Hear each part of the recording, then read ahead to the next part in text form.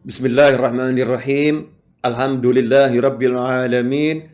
Allahumma shalli wa sallim ala sayidina Muhammadin miftahi babi rahmatillah adada ma fi ilmillah salatan wa salaman daimaini bidawami mulkillah wa ala alihi wa sahbihi.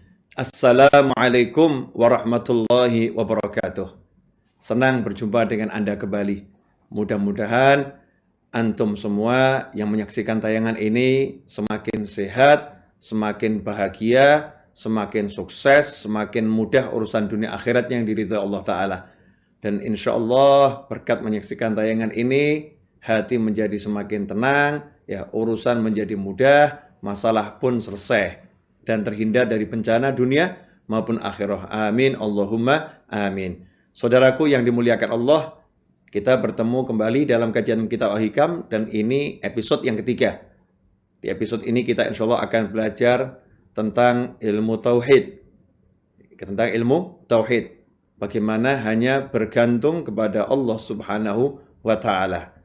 Hikmah yang pertama dari Syekh Ibn Athaillah rahimahullah dalam kitab Al-Hikam berbunyi, min alamatil i'timadi 'alal 'amali nuqsanur raja'i 'inda wujudiz zalal. Salah satu tanda artinya ada banyak tandanya. Salah satunya adalah yang seperti ini. Salah satu tanda seseorang bersandar, bertumpu, mengandalkan, bergantung pada amal-amalnya adalah berkurangnya rasa harap kepada Allah Ta'ala saat terjerumus pada kesalahan atau dosa. Saudaraku yang dimuliakan Allah Ta'ala, sebetulnya kita semua tahu agama kita ini Islam dibangun atau berdiri di atas 3 pondasi, yaitu Islam, iman, dan ihsan. Ya, ada Islam, ada iman, dan ihsan. Kita harus meningkatkan kualitas kita, bukan sekedar menjadi muslim, tapi muslim yang betul-betul mukmin dan muhsin. Nah, kitab Al-Hikam ini akan membuat kita menjadi seorang muhsin, orang yang mencapai derajat ihsan, ya, maqam yang tertinggi. Karena pangkat ihsan bukan sekedar sholat. Ya, sholat dengan cara yang benar, sholat dengan cara yang baik, tapi sholat dengan penuh keimanan akan surga dan neraka, dan sholat dengan penuh keimanan dilihat oleh Allah Subhanahu wa Ta'ala. Tentu kualitas sholat orang yang seperti ini beda dengan kualitas orang yang sholat dengan sekedar menjalankan cara-cara sholat, ya, atau etika dalam sholat, tanpa hati yang merasa dilihat oleh Allah Subhanahu wa Ta'ala. Karena itu kita perlu mempelajari kitab Al-Hikam ini sampai selesai, sampai khatam insyaAllah. Karena kita ingin menjadi muhsin, seorang yang mencapai derajat ihsan. Seorang muslim, dia akan beramal soleh karena mengharapkan surga dan demi menghindari siksa api neraka.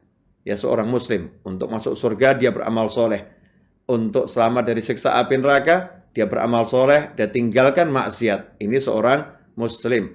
Seorang mukmin, ya, dia beramal soleh, dia dengan amal solehnya itu mensyukuri karena dia telah bisa beramal soleh. Dan ketika dia terjerumus dalam dosa, dia tidak akan berputus asa karena dia telah mengetahui dia punya Allah Ta'ala yang Maha Pengampun. Ini seorang mukmin, seorang muhsin di atas itu. Ya, saat dia taat maupun tergelincir dalam kemaksiatan, hatinya selalu mengharapkan Allah Subhanahu wa Ta'ala. Kalau dia taat, karena dia mengharapkan ridhonya Allah Ta'ala. Kalau dia terjerumus dalam kemaksiatan, dia mengharapkan ampunan Allah Subhanahu wa Ta'ala. Nah, karena itu Ibn Athaillah menyatakan, salah satu tanda orang yang bergantung dengan amalnya, atau bergantung pada amalnya, mengandalkan amalnya. Maksudnya apa? Maksudnya muslim itu harus punya amal yang banyak. Ya, muslim harus punya amal yang banyak, amal yang hebat, amal yang berkualitas, dan kuantitasnya juga hebat. Akan tetapi, jangan jadikan amalmu sebagai sandaran. Karena sandaran itu hanya Allah Subhanahu wa Ta'ala. Ya, yang bisa kita jadikan sandaran, pegangan, andalan, hanyalah Allah Subhanahu wa Ta'ala. Amal tidak bisa jadi sandaran. Ya, karena amal adalah makhluk, amal adalah ciptaan.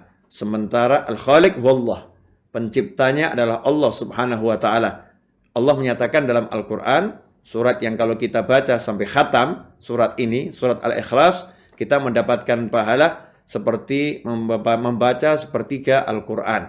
Sehingga dikatakan kalau kita membaca Al-Ikhlas 3 kali, maka kita seperti mendapatkan pahala khatmul Quran. Ada apa dengan surat Al-Ikhlas? Diawali dengan Qul huwallahu ahad. Katakanlah Allah yang Maha Esa. Allahus Somad. Allah tempat bergantungnya segala sesuatu.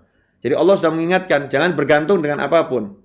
Segala sesuatu bergantung kepada Allah Subhanahu wa taala. Termasuk amal kita bergantung kepada Allah taala. Diterima atau ditolak, Allah yang punya hak. Ya sehebat apapun kita amal, nggak ada jaminan diterima.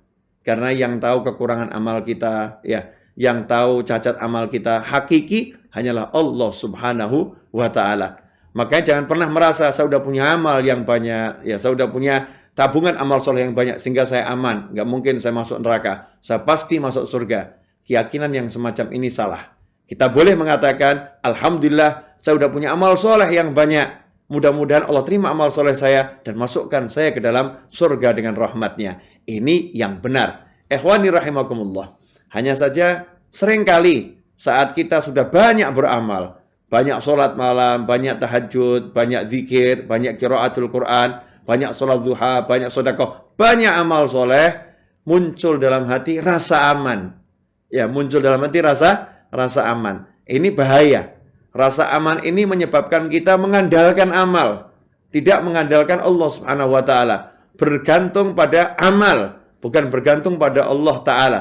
Sehingga seringkali kita melihat orang-orang yang amalnya di bawah kita, atau naudzubillah min dzalik, orang-orang yang terjerumus dalam kemaksiatan, seakan-akan kita mengatakan, saya ahlul jannah, saya penghuni surga, engkau ahlun nar, engkau penghuni neraka. Naudzubillah min dzalik. Kita telah mengandalkan amal kita dan kita telah menilai orang lain tempatnya di neraka karena punya amal yang lebih sedikit dari kita. Ini kesalahan fatal. Kita tidak boleh melihat seperti itu.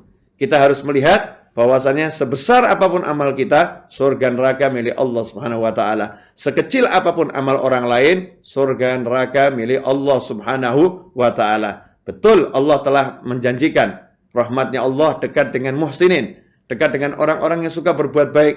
Kalau mau masuk surga dengan rahmat Allah, ya kita harus punya amal soleh yang banyak. Tapi jangan sekali-kali bergantung dengan amal soleh kita. Harus bergantung kepada Allah Subhanahu wa ta'ala. Nah, orang yang bergantung pada amal solehnya, ketika dia banyak amal soleh, kemudian suatu ketika tergelincir dalam kesalahan, dia menjadi putus asa. Waduh, gimana ini ya? Percuma sholat saya selama sekian tahun. Percuma zikir saya sekian banyak. Ternyata hari ini saya terperosok dalam kemaksiatan yang luar biasa. Allah pasti benci saya. Allah nggak suka sama saya. Allah pasti akan masukkan saya ke dalam neraka. Dia mengukur surga dan neraka dengan amal solehnya atau dengan kemaksiatan. Ini salah fatal. Ingat saudaraku yang dimuliakan Allah, saat engkau taat Tuhanmu Allah. Saat kita terjerumus dalam kemaksiatan, Tuhan kita juga Allah. Lantas bagaimana sikap kita? Kalau taat, syukuri. Ya, dan terus kejar taat itu sebanyak mungkin. Kalau kita terjerumus dalam kemaksiatan, jangan berputus asa. Ya, jangan berputus asa, langsung datangi Allahnya. Minta maaf, minta ampun kepada Allah Subhanahu wa taala, pasti Allah akan mengampuni. Pasti Allah akan memaafkan. Karena itulah Allah taala menjanjikan ampunan buat orang-orang yang mau minta ampun. Bahkan orang-orang yang tobat, yang minta ampun pada Allah taala, ulaika, mereka lah orang-orang yang Allah rubah catatan keburukannya semua menjadi catatan kebaikan. Itulah hebatnya Allah Ta'ala. Itulah bentuk kasih sayang Allah yang unlimited, maha pengasih, maha penyayang. Yang berbuat dosa, yang minta maaf, bukannya dihukum, justru diampuni dan diberi bonus. Upaya minta maafnya itu menjadi amal soleh.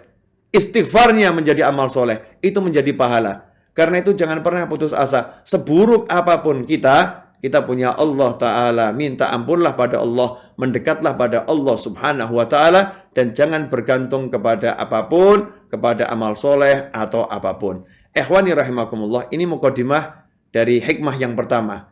Ya, hikmah yang pertama mengatakan, salah satu tanda seseorang yang bergantung kepada amalnya adalah berkurangnya rasa harap kepada Allah saat terjerumus dalam kesalahan.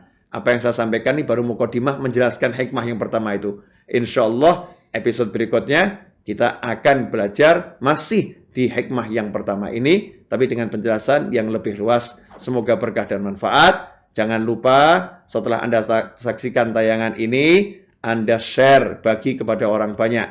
Ajak yang lain untuk ikut menonton juga, untuk belajar juga. Subscribe di channel YouTube saya, Habib Novel Alidrus. Ya, subscribe agar nanti kalau ada tayangan baru, Anda dapat notifikasi. Jangan lupa kasih komentar. Suka nggak suka, kritikan apapun, tuliskan. Ya, di komentar di video ini. Biar saya bisa belajar akan kekurangan-kekurangan saya dan bisa menampilkan yang lebih baik lagi. Semoga berkah dan manfaat. Insya Allah kita bertemu pada episode yang keempat. Wassalamualaikum warahmatullahi wabarakatuh.